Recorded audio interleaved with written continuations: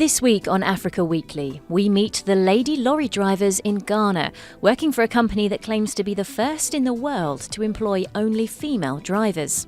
Then we head to the Democratic Republic of Congo, where the island of Ijwi remains a haven of peace in a region dominated by unrest. But first, here's a look at the stories that made the headlines this week.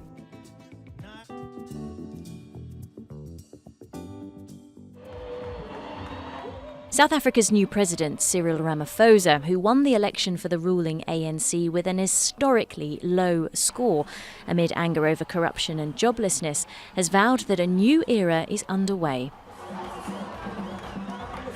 They were saying at national level, provincial level, local government level, we must end corruption. And comrades, we are going to end corruption. 57% of the electorate opted to give the ANC another chance, enough for an outright majority with 230 seats out of 400 in Parliament. Ramaphosa took over last year when the ANC forced Jacob Zuma to resign after 9 years in office. Thousands of residents have fled their village in northeast Nigeria's Borno state, fearing renewed attacks by Boko Haram after a recent raid by jihadists. Thousands of residents of Molai village, 5 kilometres outside Borno's capital Maiduguri, have poured into the city following a raid by Boko Haram militants in which 6 people were killed and dozens of homes burnt.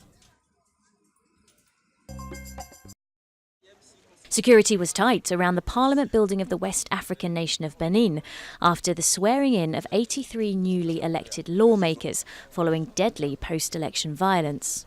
Police and soldiers ensured there was no repeat of protests that erupted after the 28th of April parliamentary elections, in which at least 4 people died.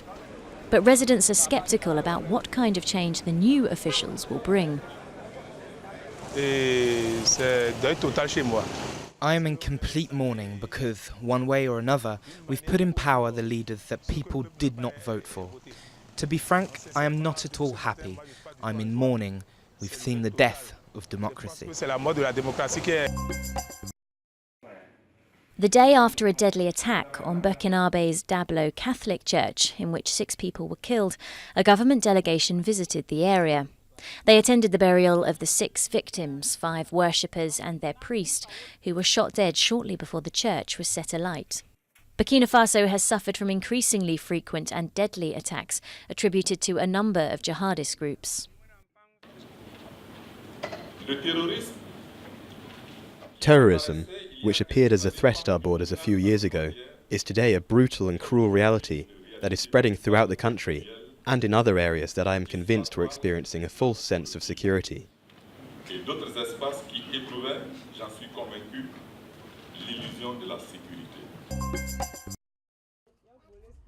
At Natitingu in northern Benin, visitors mingled with locals to pay their condolences to the family of Fiacre Beji, a tour guide murdered by jihadists after they kidnapped 2 French tourists in the Pendjari National Park. Elite French troops managed to free the abducted tourists from Islamic extremists, but their expert guide had already been killed.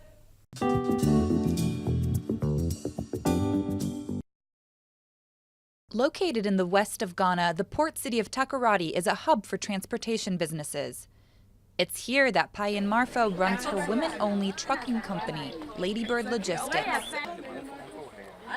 As well as empowering women in a male-dominated sector, employing female drivers brings other benefits to her business. I think the female drivers are more cautious. They're really careful. Maybe it's a female thing because we are always thinking about the children that we have at home and making sure that you don't want to take certain risk. Every day in Ghana, hundreds of truck drivers take to the country's ramshackle roads to transport petrol to mining sites. It's a job that's traditionally been done by men. A 2014 survey found that just 0.3% of Ghanaian women were employed in the transport and storage sector, compared with 7.7% of men. With over 20 female drivers now working at Ladybird, the reaction from other companies and from male drivers has been positive. They're good drivers. We've not had any major incident to date. So I think now there's a lot of respect from the men, and they realize that these ladies are good drivers. Following in the footsteps of many of her family members, Abigail Amoa was already working as a trucker. But when she heard about a new company employing exclusively female drivers, she jumped at the chance to get involved. For her, it's not just about doing a job, it's about becoming part of a company that is trying to break down gender stereotypes in Ghana. So I feel so proud because it helped me a lot. So I'm encouraging other women. You see, we have companies, but all female. That's the first time in, I think, even not Ghana, the whole world. So I'm encouraging other women out there to join the campaign for us to empower women to drive. It may have only recently been created, but this trucking company has big ambitions for the future. Drivers like Abigail want to set a precedent in the country that they hope will pave the way for change in other industries and sectors.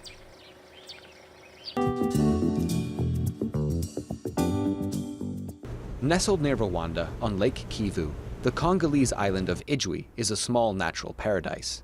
It's the only place in the region untouched by armed militia groups seeking to impose their rule on rural communities. Luc spent over a decade fighting for justice at the UN on behalf of victims of war crimes committed in the country.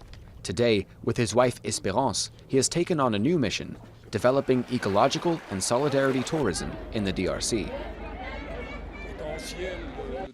The potential of Ijwi Island is enormous. Here, there's no risk of being harassed or of being bothered by anyone. You climb on the peaks of the island. You're more than 2,500 meters high. You have views of Lake Kivu on the Congolese side, views of the Rwandan coast on the other. Breathtaking views and the perfect climate for growing coffee. Many of Ijwi's inhabitants make a living through its harvest and production. The local cooperative buys coffee cherries from producers across the island. Previously, our parents used to go to Rwanda to sell coffee, but as soon as we organized ourselves into a cooperative, we created a local market here at home. Local markets have helped to develop another pride of Ijwi, its pineapples. They're harvested by a women's association led by the wife of the traditional chief, the Mwami. With its oranges, sweet potatoes, and bananas, the island is seen by some as an isolated paradise of tropical abundance in the heart of Lake Kivu. But the seclusion, the views, and the harvests come with a drawback. Here, there's no electricity grid. Hospitals, hotels, and hostels are connected to the internet all day long, and in the evening, Wi-Fi is free for the rest of the community. As modernization slowly trickles onto the island, some dream of becoming tour guides, a chance to show off their slice of paradise to eager tourists from around the globe. But to grow their hospitality industry, they'll have to climb over a bureaucratic hurdle and convince the DRC government to follow in Rwanda's footsteps and relax its restrictive visa policy.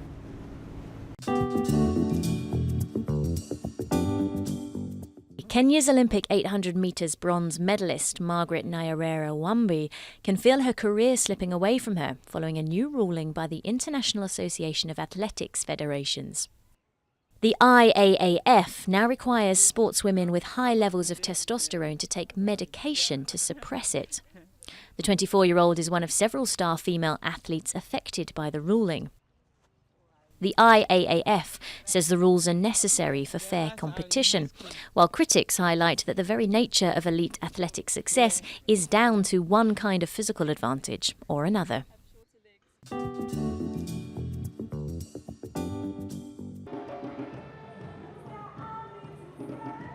Welcome to the world's first pigeon opera. Here in southwestern Nigeria, Helena Pega captivates the crowd. In Africa's most populous nation, many ethnic groups and hundreds of languages exist. But Nigerian pidgin, a lingua franca sometimes referred to as broken English, is understood by almost everyone. And now that it's being put to music, its power to unite is even greater. That's all from us at Africa Weekly. Until next week.